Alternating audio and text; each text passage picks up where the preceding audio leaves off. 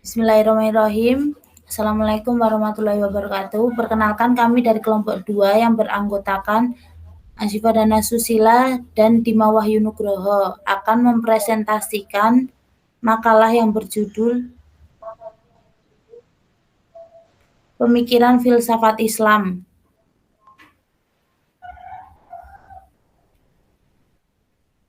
Pengertian filsafat Islam adalah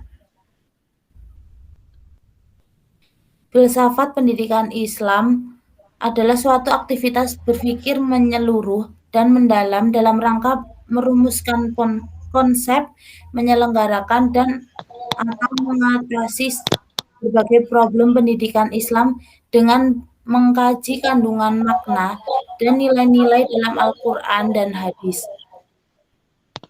Dari sisi lain, filsafat pendidikan Islam diartikan sebagai ilmu pengetahuan yang mengkaji secara menyeluruh dan mendalam kandungan makna dan nilai-nilai Al-Quran dan Al-Hadis, guna merumuskan konsep dasar penyelenggaraan bimbingan, arahan, dan pembinaan peserta didik agar menjadi manusia dewasa sesuai tuntunan ajaran Islam. Menurut Haji Ahmad Syar'i 2005, filsafat Islam juga sering disebut filsafat Arab dan filsafat Muslim, merupakan suatu kajian sistematis terhadap kehidupan alam semesta, etika, moralitas, pengetahuan, pemikiran, dan gagasan politik yang dilakukan di dalam dunia Islam atau peradaban umat Muslim dan berhubungan dengan ajaran-ajaran Islam. Tokoh-tokoh filsafat Islam. Yang pertama, Ibnu Sina. Ibnu Sina adalah satu tokoh pemikiran Muslim yang paling banyak menguasai berbagai bidang ilmu pengetahuan, yaitu dalam bidang kedokteran, ilmu agama, sains, dan humaniora. Nama lengkap Ibnu Sina adalah Ali Al-Husain bin Abdullah Al-Hasan bin Ali bin Abi Sina. Beliau dilahirkan di desa Afsyanah dekat Bukhara di kawasan Asia Tengah pada tahun 370 Hijriah.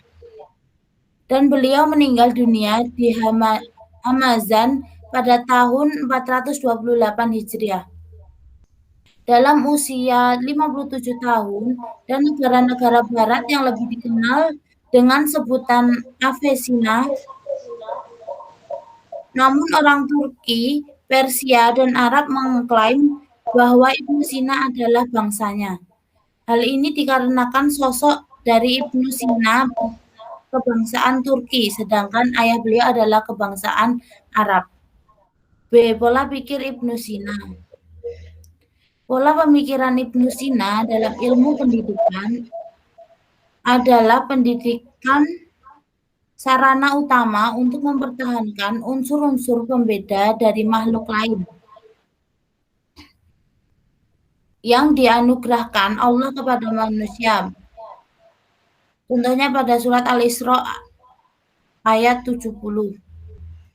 Yang ini menunjukkan bahwa pendidikan tidak akan pernah lepas dari kajian tentang hakikat manusia.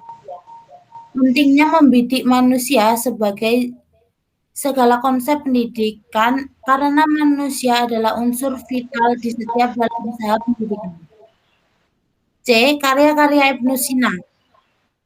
Di usia 10 tahun, Ibnu Sina menyelesaikan pelajaran Al-Quran, sastra, dan bahasa Arab. Beliau mempelajari ilmu fikih, setelah itu beliau mempelajari tentang ilmu matematika. Beliau belajar membaca berbagai buku, termasuk buku syarh, sehingga Ibnu Sina menguasai ilmu sematik. Beliau mempelajari ilmu kedokteran di usia 18 tahun. Beliau telah menguasai ilmu tersebut. Lalu karya beliau adalah mempunyai kitab Al-Qanun fil Al-Tib. Kitab ini adalah buku yang berisi tentang ilmu kedokteran, Al-Syifa, dan juga filsafat. Al-Najat, ringkasan dari Al-Syifa. Al-Isyrot, Al-Hikmatwah, dan Al-Tanbihat. Selanjutnya dilanjutkan oleh Mas Dima. Baik. Yang kedua yaitu Al-Khawarizmi. Biografi Al-Khawarizmi.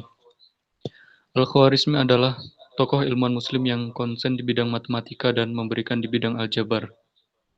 Namun, nama lengkap beliau adalah Abu Ja'far Muhammad bin Musa Al-Khawarizmi.